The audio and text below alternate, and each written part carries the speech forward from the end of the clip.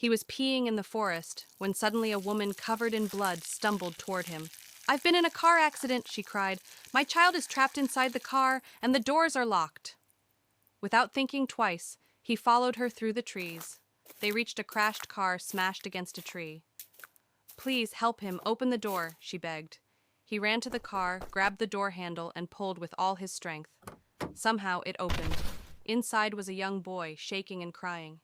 He lifted the boy out and held him tightly. But when he turned around, the woman was gone.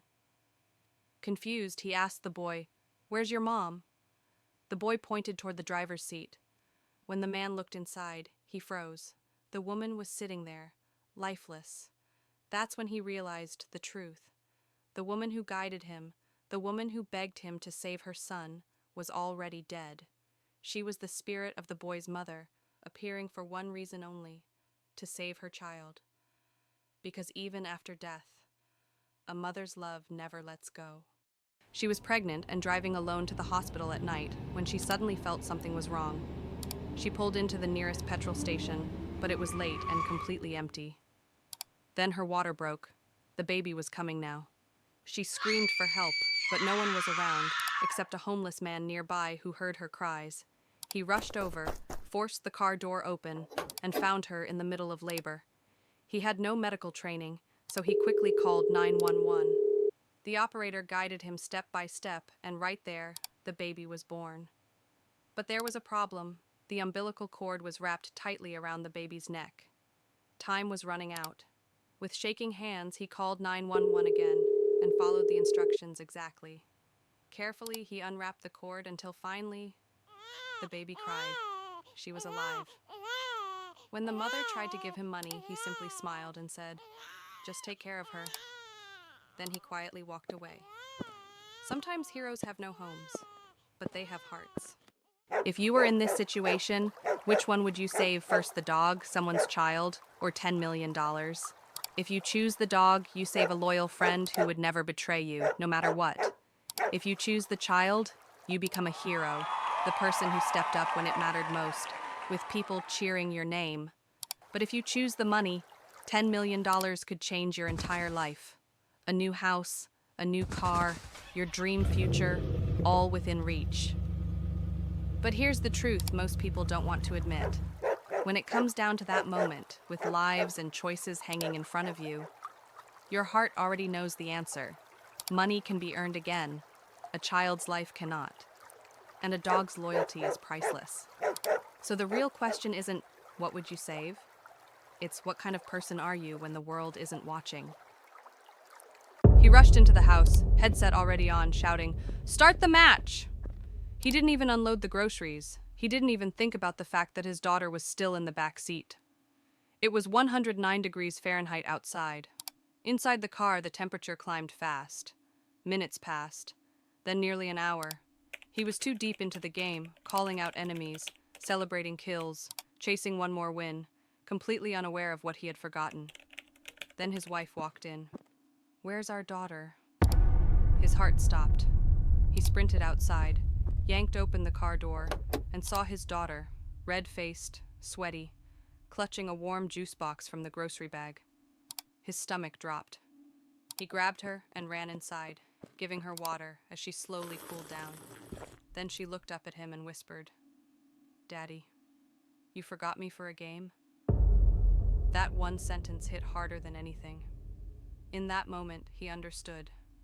Games can wait. The people you love can't. A businessman saw a fisherman resting by the shore and shouted, "Why are you sitting there? Why aren't you fishing more?" The fisherman smiled and replied, "I've already caught enough for today." The businessman shook his head and said, "That's why you'll always stay poor. If you fish more, you can sell more. Then you can buy a bigger boat, build a business, make millions, and retire rich." The fisherman looked at him and asked, "And after all that, then what?" The businessman replied, "Then you can sit by the sea and relax." The fisherman smiled softly and said, "Can't you see? That's exactly what I'm doing right now."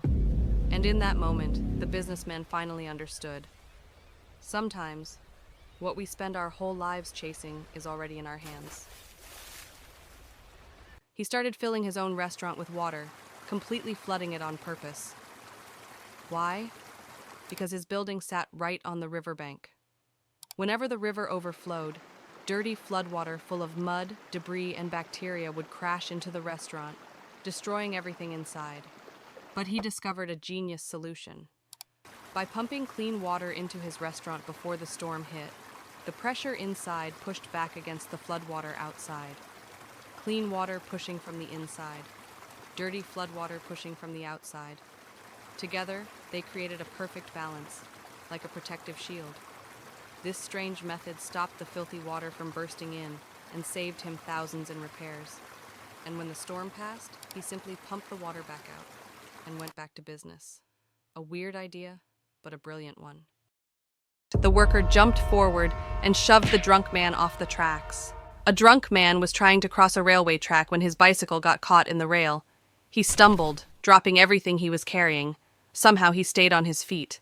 With headphones on and music blasting, he pulled the bike off the track and began picking up his scattered belongings. He was completely unaware of the danger behind him. In the distance, a train was rushing forward at full speed. 2 railway workers walking nearby saw the terrifying scene. They realized the man couldn't hear the horn. Without hesitating, one of them ran toward him as fast as he could. The train was only seconds away. At the very last moment, just before impact, the worker jumped forward and shoved the drunk man off the tracks. The train thundered past. What could have been a deadly mistake became a second chance, thanks to one brave decision made in a split second. She heard someone grab the handle of her bedroom door and slowly start to open it. Panicking, she reached for a gun and fired straight through the door. The bullet hit the man in the chest. When she opened the door, her heart stopped. It was her husband. He had come home early from work, holding a breakfast tray, hoping to surprise her. Instead, she thought he was an intruder. He was rushed to the hospital, but somehow the bullet missed all his vital organs. After treatment, he fully recovered. A loving surprise almost turned into a tragedy, all because of a split second of fear. One cold night, a billionaire noticed a poor old man sitting outside his gate. He asked, "Aren't you cold out here without warm clothes?" The old man replied, "I don't have anything warm, but I'm used to the cold."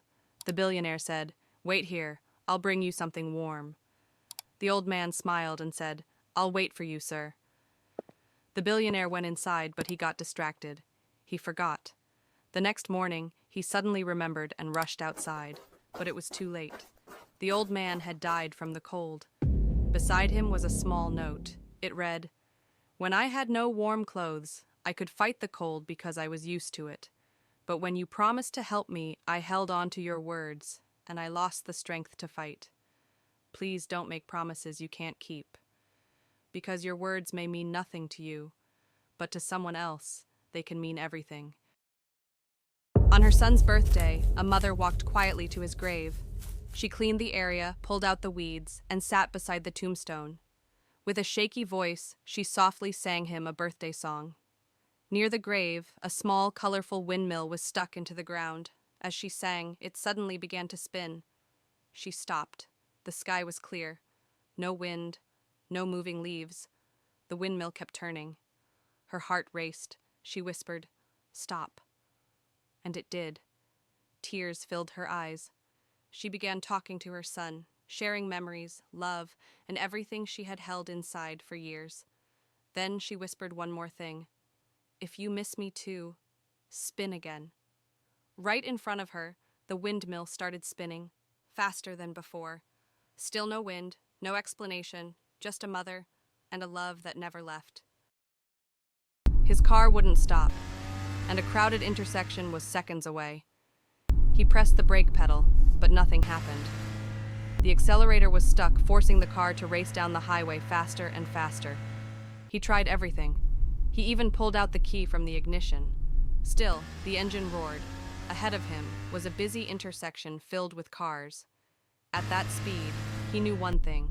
If he crashed into another vehicle, innocent people could die. With no time left to think, he made a decision. Instead of heading into traffic, he gripped the steering wheel tightly and swerved hard to the side. The car flew across the lanes, jumped the curb, and slammed straight into a tree. Metal crushed, glass shattered.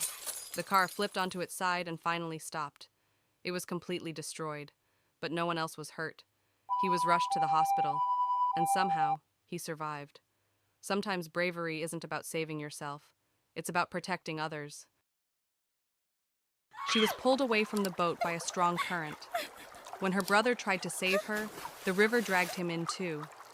Their father jumped into the water after them, but the current was too fast, and the children were being carried farther away. If all three had kept struggling together, they could have drowned. So they made a hard choice.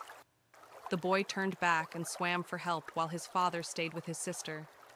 Using a simple doggy paddle, the boy swam for over a mile until he finally reached the shore. Because of his bravery, rescuers were able to reach the family in time, and all of them survived.